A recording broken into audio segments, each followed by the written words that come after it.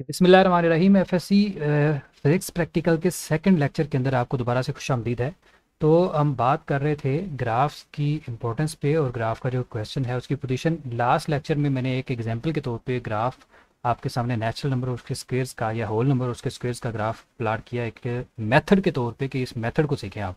अभी हम डिस्कस करने वाले हैं जो हमारा पास पेपर जो कोई भी जो पैटर्न ऑफ प्रैक्टिकल है तो उसको पहले देखते हैं और उसकी फिर देखते हैं कि डिस्ट्रीब्यूशन ऑफ मार्क्स कैसे है और उसमें जो ग्राफ का पार्ट है वो कितने मार्क्स का है और बाकी जो क्वेश्चन है वो किस मार्क्स से हैं।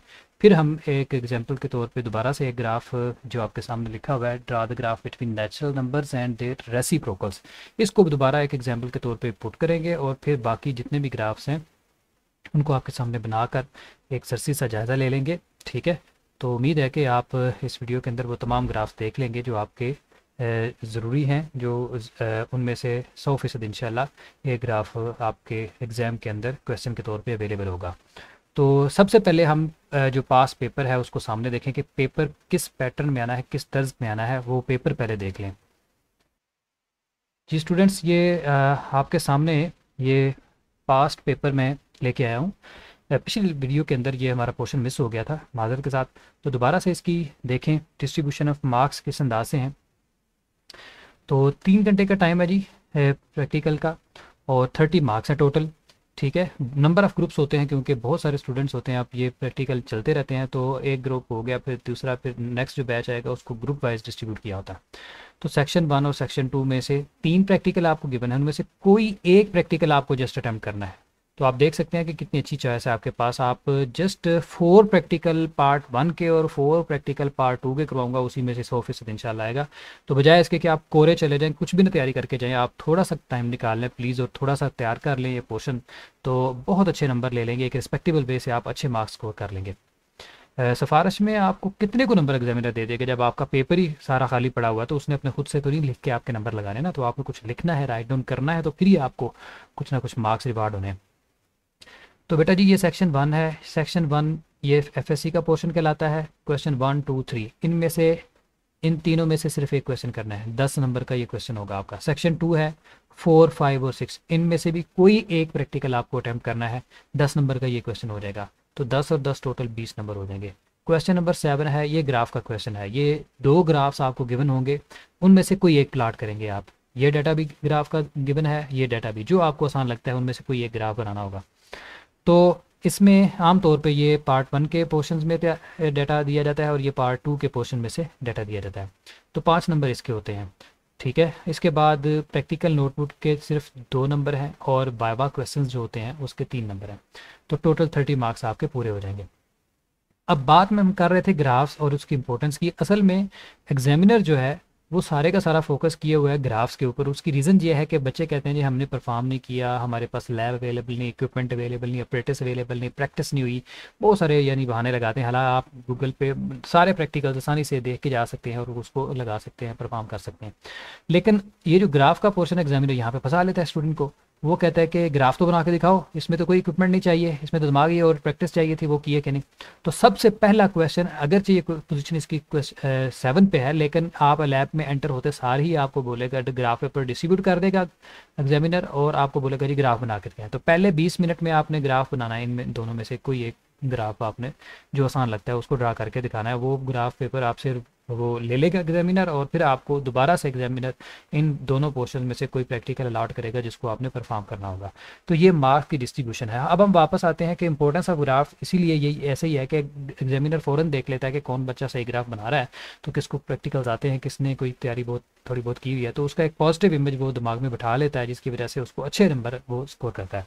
तो इसलिए मेरी ये ख्वाहिश है कि आप ग्राफ के पोर्शन को अच्छे तरीके से सामने लेके आएँ और उसको बेहतरीन तरीके से ग्राफ बना के दे ताकि आपका एक पॉजिटिव इमेज एग्जामिनर के पास चला जाए और आप एक आसानी से अच्छा स्कोर का हासिल कर सकें।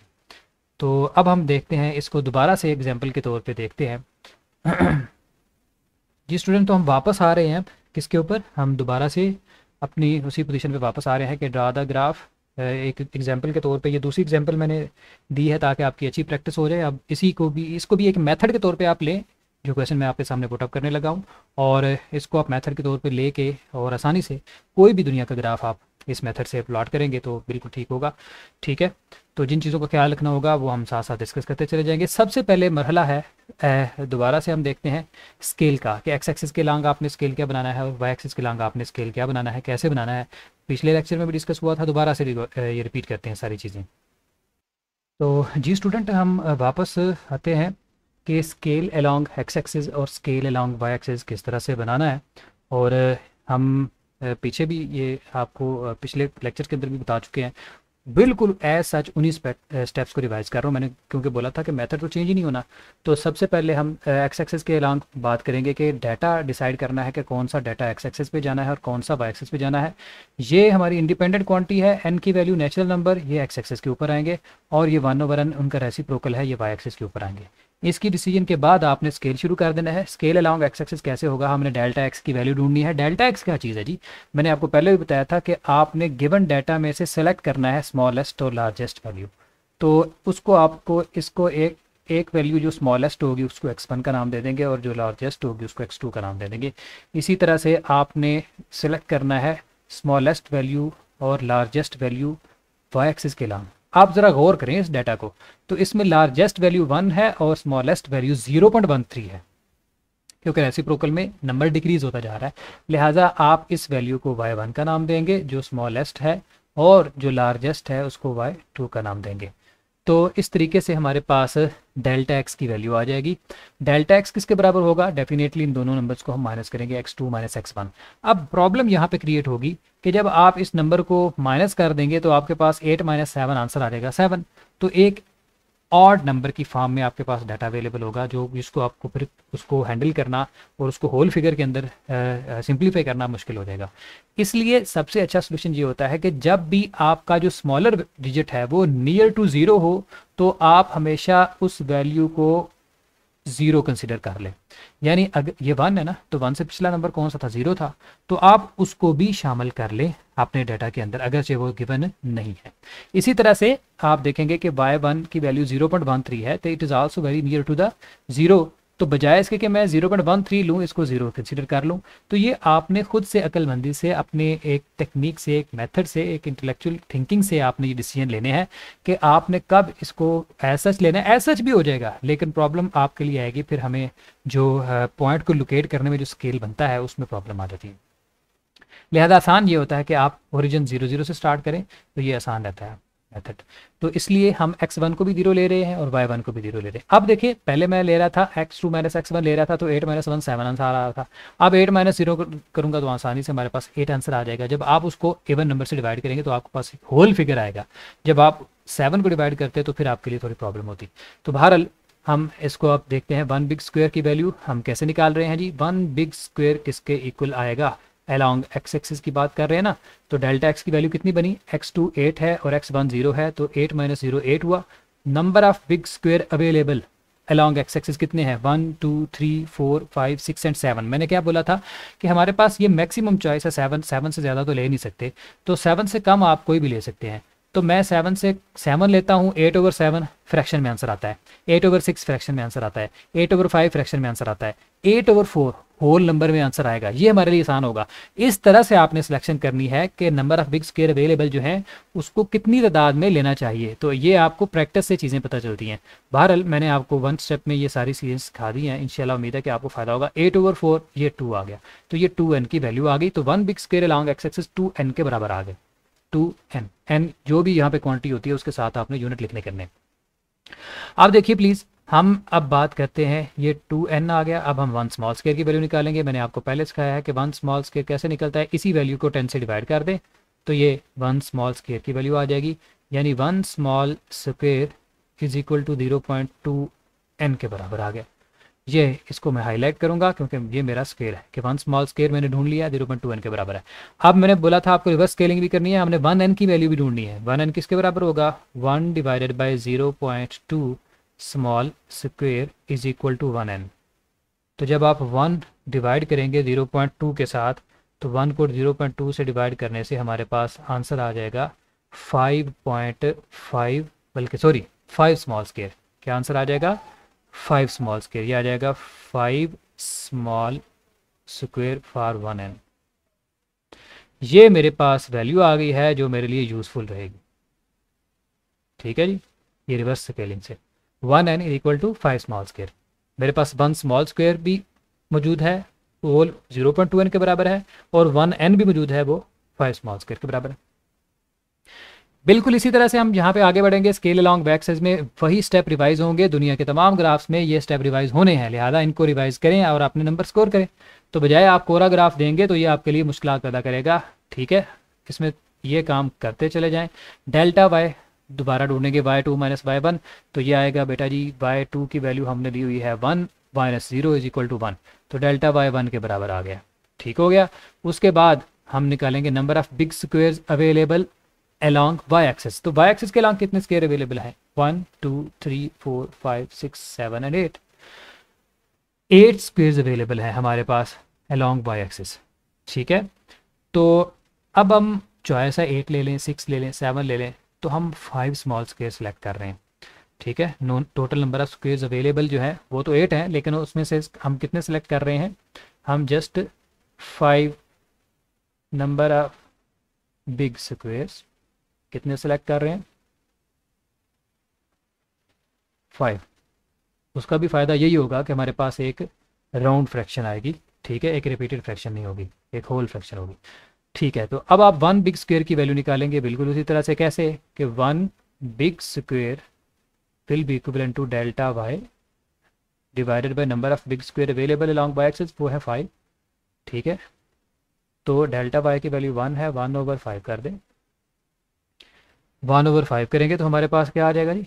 1 big square will become equal to 0.2, ये 0.2 1/n, 1/n का मतलब है n-1, तो ये यूनिट लिख दिए साहब। तो मेरे पास वैल्यू आ गई है 1 big square is equal to 0.2 n-1। तो अगर आप 1 स्मॉल स्क्वेयर ढूंढेंगे तो 1 स्मॉल स्क्वेयर किसके इक्वल आएगा? 1 स्मॉल स्क्वेयर कैसे निकलेगा? 0.2 को फर्दर 10 से डिवाइड कर दें। ठीक है, तो ये आ जाएगा जी 1 स्मॉल स्क्वेयर 0.02 n-1। ओके, अब आपने रिवर्स स्केलिंग करनी है, 1n-1 की वैल्यू भी ढूंढनी है। तो वो कैसे निकलेगी? आप इधर आएंगे, ये डिवाइड करेंगे, 1/0.02 small square is equal to 1n-1। ये 1n-1 किया, आप 1/0.02 करें तो हमारे पास 50 आंसर आ रहा है। 50 स्मॉल स्क्वेयर के बराबर आ जाएगा 1n-1। ये वैल्यू आ गई और इधर से ये वैल्यू आ गई, दोनों को हाईलाइट कर दिया, ये वैल्यू और ये उसकी रिवर्स वैल्यू, ये वैल्यू और उसकी रिवर्स वैल्यू, यानी 1 small square is equal to 0.02n and 1n is equal to 50 small square. ले जी, स्केल तैयार है। अब दोबारा उसी हम आगे बढ़ते हैं। सबसे पहले हम बिग स्क्वेयर्स की वैल्यू अलॉट करेंगे एक्स एक्सिस के ऊपर और वाई एक्सिस के ऊपर, और उसके बाद हम पोजीशंस ढूंढेंगे इन जो हमारे डाटा गिवन है उनको लोकेट करेंगे पॉइंट्स को कि वो ग्राफ पे कहाँ पे लाई कर रहे हैं। तो देखें एक्स एक्सिस के ऊपर 1 बिग स्क्वेयर की वैल्यू कितनी है? ये है 1 big square equal to 2n। तो ये ओरिजिन, क्योंकि स्मॉलेस्ट वैल्यू हमने x1 ली हुई है तो वहाँ से आगाज़ करेंगे। x1 की जो वैल्यू होगी वहाँ से आपने शुरुआत करनी है। तो x1 की वैल्यू 0 है, तो उसके बाद 1 बिग स्क्वेयर किसके बराबर है? 2 के, तो 2 ऐड करते जाएँ, 2 4 6 8 10। तो हमें तो वैसे 8 तक ही जाना है, 10 की ज़रूरत नहीं है क्योंकि लास्ट वैल्यू हमारी 8 तक है, तो यहीं तो हमारा डाटा पूरा हो जाएगा जी। उसके बाद आते हैं वाई एक्सिस के ऊपर। ठीक है, वाई एक्सिस के ऊपर n-1 की वैल्यूज पुटअप करनी है। तो 1 बिग स्क्वेयर किसके बराबर था? ये है 0.2 n-1 के बराबर।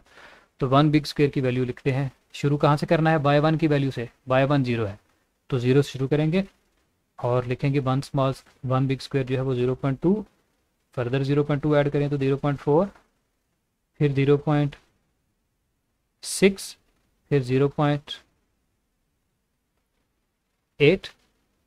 ठीक है, और इसी तरह से हमने 0.8 तक ही इसको रखा, या सॉरी बल्कि हमने 1 तक बाय 2 तक जाना, मैक्सिमम वैल्यू तक एक वैल्यू और ऐड कर दे तो ये 1 बन जाएगा, ये 1.0 आ जाए।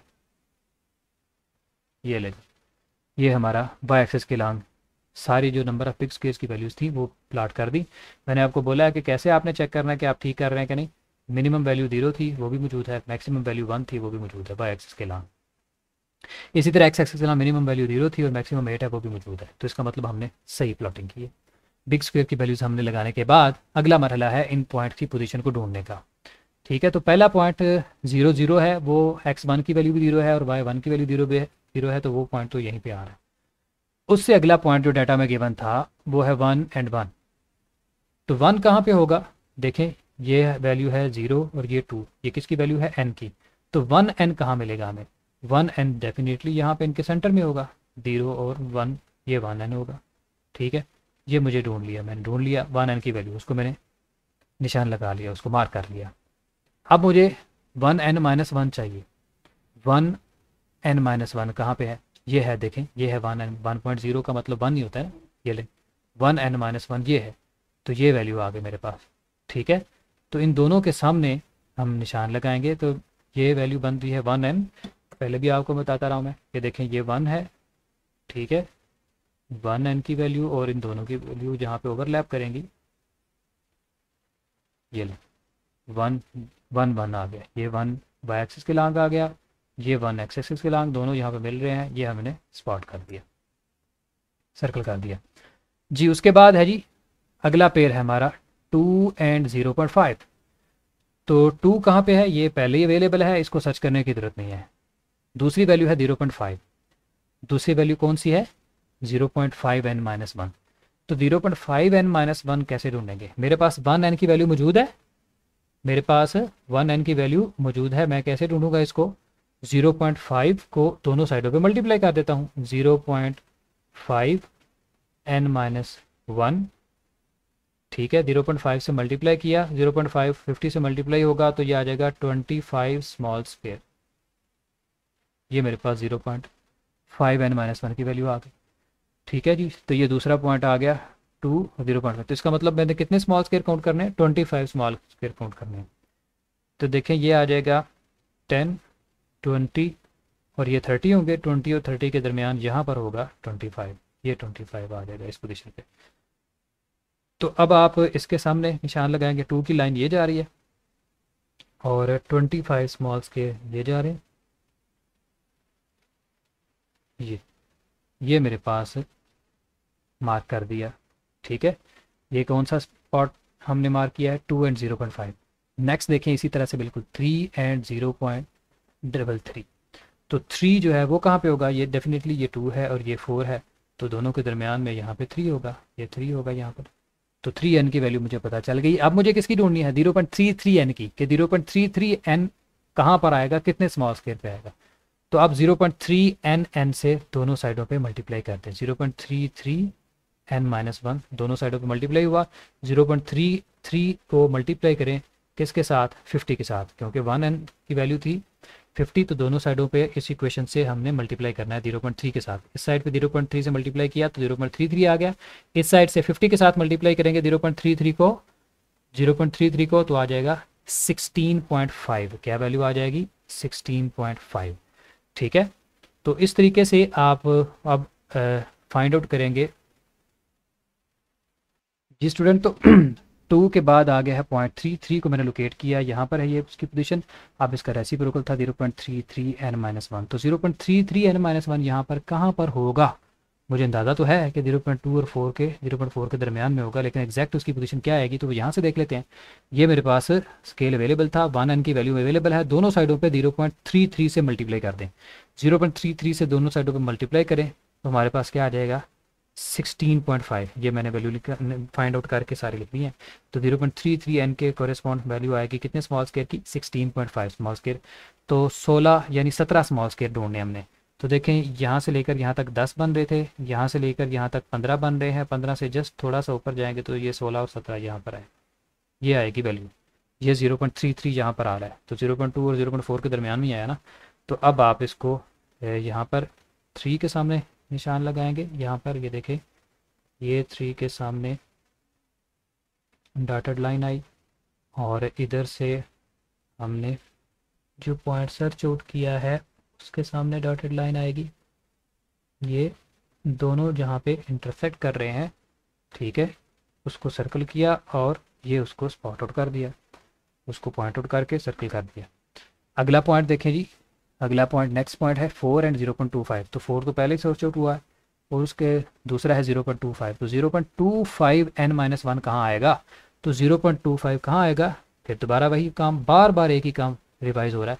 0.25 को दोनों साइडों से इस इक्वेशन से मल्टीप्लाई कर दो। तो 0.25 n-1 इधर से मल्टीप्लाई हुआ, इधर से मल्टीप्लाई हुआ, तो 0.25 के कॉरेस्पॉन्ड हमारे पास 12.5 स्मॉल स्क्वायर बन रहे हैं, यानी ऑलमोस्ट 13 स्मॉल स्क्वायर बन रहे हैं। तो 13 स्मॉल स्क्वायर कहाँ पे आएंगे? देखें ये यहाँ से लेकर यहाँ तक 10 हुए, तो उसके बाद यहाँ तक ये तो मिड पॉइंट है इसका, यहाँ तक 15 हो जाएंगे। तो 15 से थोड़ा सा नीचे 13 होगा, क्योंकि टोटल यहाँ से हमने ये 10 11 12 13 टोटल 20 तक लेके जाएंगे ना, 10 यहाँ पे 10 यहाँ पे है, तो दरमियान में क्या होगा? 15 होगा, 15 से थोड़ा सा नीचे 13 होगा, तो ये 13 होगा यहाँ पर। तो इसको हमने स्पॉट आउट किया और इसको हमने एक्सटेंड किया, ठीक है, ये देखें, ये एक्सटेंड किया तो ये 4 को यहाँ पे कट कर रहा है, 4 वाली लाइन को, तो ये मेरा पॉइंट आ गया, ये पॉइंट आ गया, ओके हो गया। उसके बाद है जी 5 एंड 0.2, ये पॉइंट भी मैंने फाइंड आउट कर लिया है। अब हम 5 और 0.2 को फाइंड आउट करेंगे। तो 5 कहाँ पे है जी? ये 5 तो इसके दरमियान में ही होगा ना, 4 और 6 के दरमियान में 5 है, लेकिन 5 के कॉरेस्पॉन्ड क्या वैल्यू है? 0.2 n-1। तो 0.2 n-1 कैसे ढूंढेंगे? 0.2 को इस इक्वेशन से दोनों साइडों पे मल्टीप्लाई कर दो, तो 0.2 n-1 बराबर आ जाएगा, इधर से 0.2 50 से मल्टीप्लाई होगा, तो 0.2 को 50 से मल्टीप्लाई करेंगे तो 10 आ जाएगा। तो वो पहले ही वैसे पहले ही वो अवेलेबल था, सर्च आउट करने की ज़रूरत नहीं थी, क्योंकि 0.2 यहाँ पे लिखा हुआ है ना, ये डायरेक्ट इसको स्पॉट आउट कर लें तो ये आ जाएगा 5 और इसके सामने ये आ जाएगा, ये पॉइंट आ गया हमारे पास, दोनों पहले ही अवेलेबल थे, ये मैंने इसको सर्कल कर लिया। उसके बाद अगला पॉइंट है 6 एंड 0.17। तो 6 पहले ही अवेलेबल है, लेकिन 0.17 को सर्च आउट करना पड़ेगा, 0.17 n-1 ढूंढना है। तो 0.17 को दोनों साइडों पे मल्टीप्लाई किया, तो 0.17 को जब आप मल्टीप्लाई करेंगे तो 8.5 आंसर आएगा, यानी ऑलमोस्ट 9 स्मॉल स्क्वायर। तो जस्ट उससे थोड़ा सा नीचे आ जाएं, यानी यहाँ पर 10 स्मॉल स्क्वायर बन रहे थे, उससे थोड़ा सा नीचे आएंगे तो 9 स्मॉल स्क्वायर होंगे। तो 6 के सामने ये वाला पॉइंट बन जाएगा, 6 के सामने ये वाला पॉइंट, ठीक है। 6 और 0.17, 6 की ये वैल्यू आ गई, 0.17 की ये वैल्यू आ गई, दोनों को हमने ओवरलैप करके सर्कल कर दिया। अगला पॉइंट है 7, 7 यहाँ पर है, ये 7 की वैल्यू है। 7 पे क्या वैल्यू है? 7 पे 0.14 आ रहा है सर, 0.14 n-1 कैसे ढूंढेंगे? इस इक्वेशन से दोनों साइडों पे 0.14 से मल्टीप्लाई करेंगे, 50 को 0.14 से मल्टीप्लाई करेंगे तो 7 स्मॉल स्क्वायर बन रहे हैं। ये देखें, ये क्या आ गया है? 7 स्मॉल स्क्वायर। तो 7 स्मॉल स्क्वायर कहाँ पे होंगे? डेफिनेटली ये यहाँ पर दरमियान में बिल्कुल एग्जैक्टली मिड है, मिड के जस्ट थोड़ा सा ऊपर 7 होगा यहाँ पर, ये 5 के बाद 6 है, 6 के बाद 7। तो इसको आप देखें, अगर आप इसको इस तरह से कर लें तो ज़्यादा बेहतर है कि ये मेरे पास वैल्यू आ रही है 7 स्मॉल स्क्वायर की। बड़े क्लोज पॉइंट हैं, आपके भी बिल्कुल ऐसे ही होंगे, ये प्रैक्टिकली ही आपने इनको लोकेट करना है, ठीक है। ये 7 के सामने 0.14 की पोजीशन हमने निकाली है, ठीक है जी, ये ले। तो इसको भी हमने स्पॉट कर दिया, ये सर्कल कर दिया, और लास्ट पॉइंट पहले ही अवेलेबल है, 8 है और 0.13 है, ये 8 पोजीशन है। तो 0.13 को मल्टीप्लाई करेंगे किसके साथ? 50 के साथ। तो 0.13 को मल्टीप्लाई करें जी, तो 0.13 को जब आपने मल्टीप्लाई किया तो हमारे पास आंसर आ रहा है 6.5। क्या आंसर आ रहा है जी? 6.5, यानी 7 ही हो गया, और तकरीबन ये थोड़ा सा उससे बिलो करेंगे, तो इस तरह से ये आलमोस्ट ओवरलैप करते चले जाएंगे, हल्का सा से नीचे रखना है बस ये पॉइंट। तो ये लाइन आहिस्ता आहिस्ता आप देखेंगे कि ये पैरेलल हो जाती जाएगी एक्स एक्सेस के, ये कभी भी टच नहीं करती। तो आप इसको फ्री स्टाइल से आपस में तमाम पॉइंट्स को मिलाएंगे, पॉइंट टू पॉइंट नहीं मिलाएंगे, ये फ्री स्टाइल होता है, ठीक है। ये है जी नेचुरल नंबर्स और उनके रेसिप्रोकल्स का ग्राफ। यहाँ पर भी आपको फिर दोबारा बोला जाएगा कि find out the value of reciprocal of 2.5। कोई यानी आपको नंबर बोल दिया जाता है कि 2.5 का रेसिप्रोकल फाइंड करें, फाइंड रेसिप्रोकल ऑफ 2.5, ठीक है, फाइंड रेसिप्रोकल ऑफ 2.5, ठीक है, रेसिप्रोकल ऑफ 2.5। तो पहले 2.5 को तलाश करते हैं, ये 2 है और ये 3 है, तो 2 और 3 के दरमियान में यहाँ पे 2.5 होगा, ठीक है जी। अब आप 2.5 को तलाश कर लिया, ये 2.5 की पोजीशन है, 2 और 3 के बिल्कुल मिड में 2.5 होना चाहिए ना।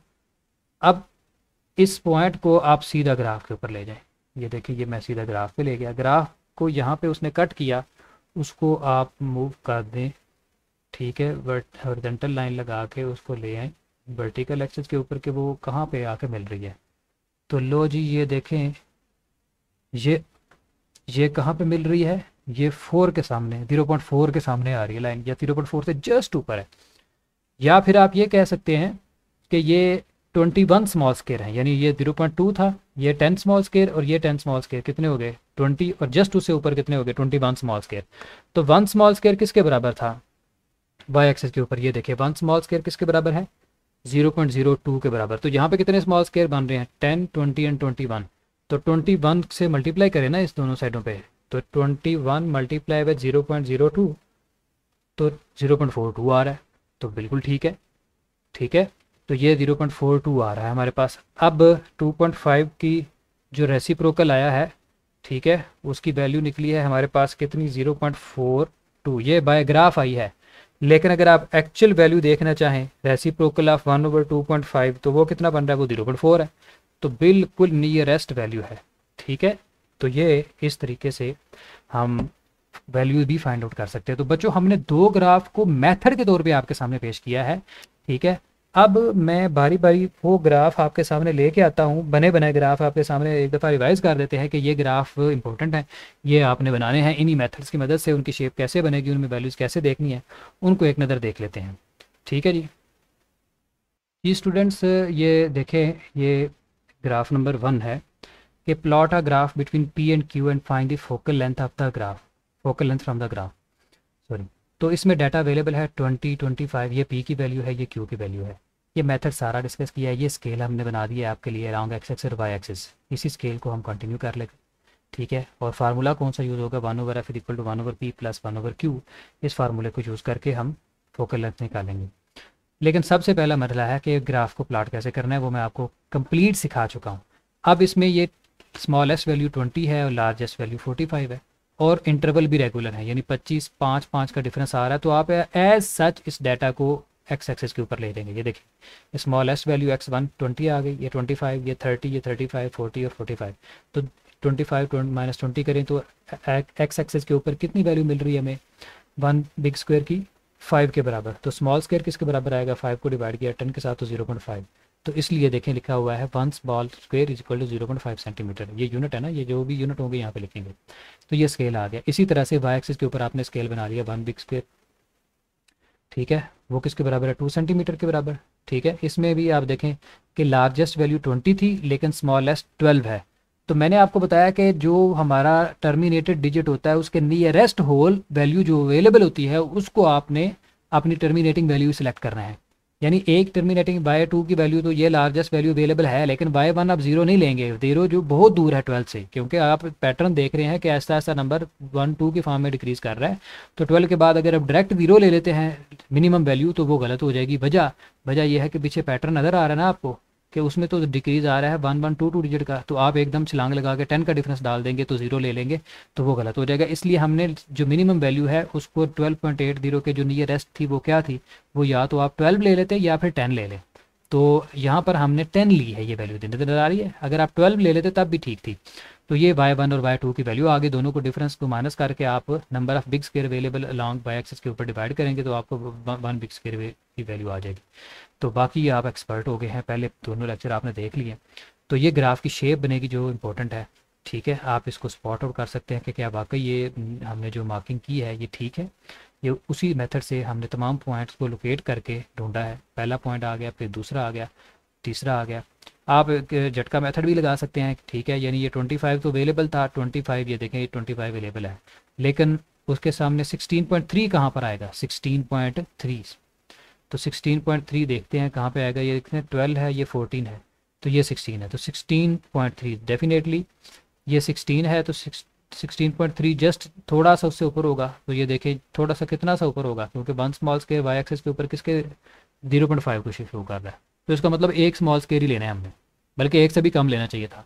तो 16.5 स्मॉल स्केयर हमने एक स्मॉल स्केयर के सामने ये देखिए निशान लगा दिया, ये 16.3 की वैल्यू।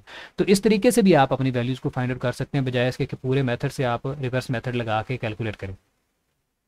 तो ये तमाम पॉइंट्स आपने इसी मेथड से आपने लोकेट करने हैं। अगले पॉइंट की भी बात कर लेते हैं। लेट्स से कि 35 और 14 है, तो 35 तो डायरेक्ट अवेलेबल है ना आपके पास, तो 14 कहाँ पे आएगा, तो 14 डेफिनेटली वो भी डायरेक्ट अवेलेबल है। ये देखें ये डायरेक्ट अवेलेबल है, तो उसको दोनों को सामने मिला दिया, ये पॉइंट आ गया हमारे पास, ओके हो गया। उसके बाद 45 और 12.80 है, ठीक है। 45 डायरेक्ट अवेलेबल है, 12.80 कहाँ पे आएगा, तो 12.80 ढूंढ लेते हैं। ये देखें ये 12 है, तो 12.80। अब वाई एक्सिस के अलॉन्ग जी ये एक्सेस है, सॉरी ये अलग वाई एक्सिस, तो ये वाई एक्सिस के अलॉन्ग कितनी वैल्यू लेंगे आप, 0.8 तक जाना है ना, तो 0.2 एक स्मॉल स्केयर हो गया, फिर 2 स्मॉल स्केयर हुए तो 0.4 हो गया, 3 स्मॉल स्केयर हुए 0.6 हो गया, 4 हुए तो 0.8 हो गया। तो इसका मतलब 12 के ऊपर 4 स्मॉल स्केयर और काउंट कर लें, तो ये 12 की वैल्यू है ना, ये 12 की वैल्यू, तो उससे 4 स्मॉल स्केयर और काउंट करेगा, यानी 1 2 3 एंड 4। तो ये देखें ये इसके सामने निशान लगा दिया ये, तो यहाँ पे ओवरलैप कर रहे हैं, तो हमने मिला के ये ग्राफ बना दिया। ये ग्राफ था। इसके बाद ये देखें ये लोड और एक्सटेंशन का बिल्कुल सादा ग्राफ है। ये इंटरवल का पहले देखें, ये 2.5 5 7.5 10 12.5 और 15। इस ग्राफ को आपने कुछ भी नहीं करना, ठीक है। डायरेक्ट डाटा जो आपको अवेलेबल है 2.55, क्योंकि रेगुलर इंटरवल आ रहे हैं। इसी तरह से ये देखें 4 8 12 16 20 24 तमाम डिजिट्स में एक जितना इंटरवल है, एक जितना गैप है। तो आप सीधा सीधा इनको एक्स एक्सिस के ऊपर प्लॉट करेंगे, 2.5 5 7.5 10 जस्ट राइट डाउन कर दें। तमाम पॉइंट्स को एक एक बॉक्स छोड़ के लिखते चले जाएँ। इसी तरह से 4 लिखें, फिर 8 लिखें, फिर 12 लिखें, 16 लिखें। स्केल बना के ज़रूरत ही नहीं है, क्योंकि बना बनाया स्केल है। जब इंटरवल रेगुलर हो तो आप ऐसे ही करें। अब आप पहला पॉइंट ये ले लेंगे, अगला पॉइंट 5 और 8 के सामने निशान लगा दिया, अगला पॉइंट 7.5 और 12 के सामने, क्योंकि पहले ही पॉइंट सारे उसने स्केल के मुताबिक दिए हुए हैं। ये सारे पॉइंट यानी इसी तरह से 12 15 और 24 के सामने, 12.5 और 20 के सामने निशान लगा दिया। तो ये देखें सामने सामने आ रहे हैं सारे पॉइंट, किसी को लोकेट करने की ज़रूरत ही नहीं, ठीक है। तो ये सबसे आसान ग्राफ होता है, तो इसलिए थोड़ा सा गौर कर लेंगे, मेहनत कर लेंगे, तो बाज़ दफ़ा बहुत ही आसान ग्राफ जो है वो मिल जाता है। तो ये ग्राफ प्लाट करके सबको स्ट्रेट लाइन हमारे पास ग्राफ आ गया। अब वो कहता है कि इस ग्राफ की मदद से स्प्रिंग कांस्टेंट भी निकालें। तो स्प्रिंग कांस्टेंट का फार्मूला आना चाहिए पहले में। स्प्रिंग कांस्टेंट बराबर होता है के equal to F over X, या फिर यहाँ पे अगर लिखेंगे delta F over delta X, यानी हमें डेल्टा एफ बराबर होता है F2 माइनस F1, यानी हमें दो वैल्यूज़ एफ़ की चाहिए और दो एक्स की चाहिए। तो कोई सी दो वैल्यूज़ यहाँ से ले लें, कोई सी दो वैल्यूज़ यहाँ से ले लें। देखें इसको F1 ले लें, इसको F2 ले लें, ठीक है। या बजाय इसके आप मुश्किल में क्यों पड़ते हैं कि दरमियान वाली ज़रूर वैल्यू ढूंढनी है। इसमें ये देखें ये कोई ये वैल्यू जो है ये भी तो ग्राफ के अंदर ही है, ये कौन सा ग्राफ से बाहर है। इस वैल्यू को F1 ले लें, इसको F2 ले लें, ठीक है। इसको X1 ले लें, इसको X2 ले लें, दोनों को माइनस करके डिवाइड कर दे दो, स्प्रिंग कांस्टेंट आ जाएगा, ठीक है जी। इसी तरह से ग्राफ नंबर 3 है, यह है plot a graph between length of pendulum and square of its time period, ठीक है। Find the value of g from the graph.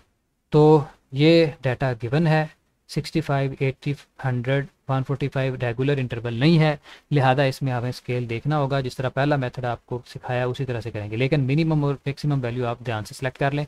ये देखें 65 नियरेस्ट किसके है, 60 के है, या चले 50 है, ठीक है। नियरेस्ट 50 पे ले जाएं और 195 को 200 पे ले जाएं, तो ये मिनिमम और मैक्सिमम वैल्यू आ जाएगी। इसी तरह ये 2.62 है, 3.2 है, ये 8 है, तो आप इसको 0 पे ले जाएं बेशक, या 2 पे ले जाएं। मिनिमम वैल्यू 2 ले लें या 0 ले लें, क्योंकि ये अब करीब है 0 के, तो मैक्सिमम वैल्यू यही रहेगी। तो y1 और y2 की वैल्यू भी आ जाएगी। तो बाकी काम बिल्कुल ऐसे ही है। आपके पास डेल्टा एक्स की वैल्यू भी आ गई, डेल्टा वाई की वैल्यू भी आ गई, number of big square available जो है उसके साथ डिवाइड करेंगे, तो 1 बिग स्क्वायर और फिर 1 स्मॉल स्क्वायर।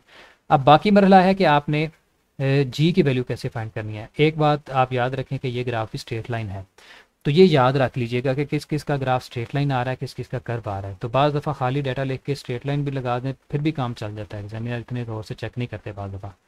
तो टाइम पीरियड ऑफ पेंडुलम का फार्मूला है जी 2 pi under root L over g, तो इस तरतीब से अगर आप देखते हैं कि जी की वैल्यू अगर निकालनी है तो दोनों साइडों पे स्केयर लेके हम जी को इंडिपेंडेंट करते हैं, तो जी को इंडिपेंडेंट करेंगे तो जी बराबर आ जाएगा 4 pi square L over T square. तो यहाँ पे हमें एल और टी की वैल्यू चाहिए, तो आप कोई सी, असल तो तरीका ये है कि delta L over delta T square करें, लेकिन आप कोई सी एल और टी की वैल्यू लेंगे तब भी आपका आंसर आ जाएगा। अगर आप delta L over delta T करेंगे तो दो वैल्यू लेंगे, कोई दो वैल्यू ले लें एल लेंथ की और कोई सी दो वैल्यू ले लें टाइम पीरियड की, बेशक यहीं से सेलेक्ट कर लें। यानी ये दो वैल्यू ले लें, एक ये वैल्यू ले लें 145 और 80, ये लेंथ की ले लें, ये L2 हो जाएगी, ये L1 हो जाएगी। ठीक है, इसी तरह से डेल्टा टी की वैल्यू लेंगे, ये 5.90 और ये 3.20 हो जाएगी। तो इन दोनों को आप डिवाइड कर देंगे, दोनों के डिफरेंस को, तो हमारे पास कुछ आंसर आ जाएगा, सेंटीमीटर पर सेकंड स्क्वायर में आएगा क्योंकि लेंथ हमें सेंटीमीटर में दी हुई। ठीक है जी। तो अगर आप इसको सेंटीमीटर को कन्वर्ट कर लेते हैं मीटर्स में, ठीक है, तो 10⁻² यहाँ पे पुट करेंगे तो ये डेसिमल 10.32 मीटर पर सेकंड स्क्वायर, जो कि अच्छी वैल्यू है, क्लोज वैल्यू है। ठीक है, तो ये ग्राफ पहले रिपीट हो चुका है, लेकिन ये याद रखें पहले वो पी और क्यू की वैल्यू थी, अब 1/p और 1/q की वैल्यू है, ये भी याद रखें। अच्छा, इसमें देखें ये ऊपर वाला जो डाटा है आम तौर पे ये रेगुलर होता है, 0.246 और यहाँ पे 0.8 होता है, उसने 0.7 डाल दिया, लेकिन कोई बात नहीं, आसान है। इसी तरह 0.08, 0.58, 0.4, 0.2, 0.01 और 0 है। तो बहरहाल इसको आप अप्लाई करें, ये ग्राफ भी आता है, रिवाइज होता है, बार बार रिपीट होता है।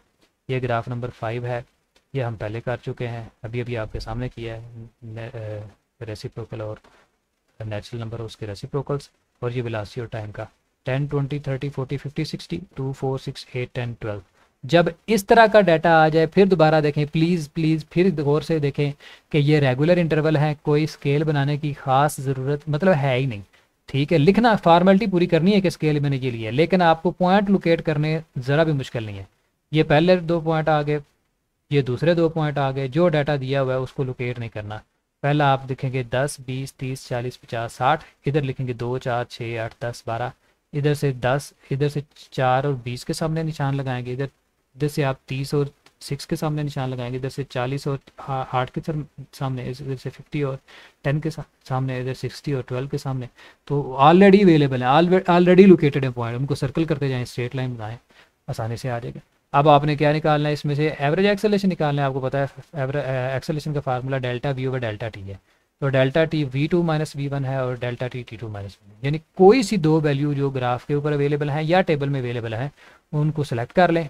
ठीक है, फ़र्ज़ किया ये V2 की वैल्यू है और ये V1 की वैल्यू है, ये जो 10 है ये T2 की वैल्यू है और ये जो 4 है T1 की वैल्यू है। तो इन दोनों को माइनस करके डिवाइड कर दें, हमारे पास एक्सेलेरेशन आ जाएगा। तो मैंने ये ग्राफ आपको जो करवा दिए हैं दे आर सफिशेंट। अगर आप कर लेंगे कि ये सारे हमने समझने के फर्स्ट ईयर के सारे ग्राफ कर लिए माशाल्लाह, तो आप आसानी के साथ बेटा जी एक ग्राफ उसमें से अटैम्प्ट कर सकते हैं।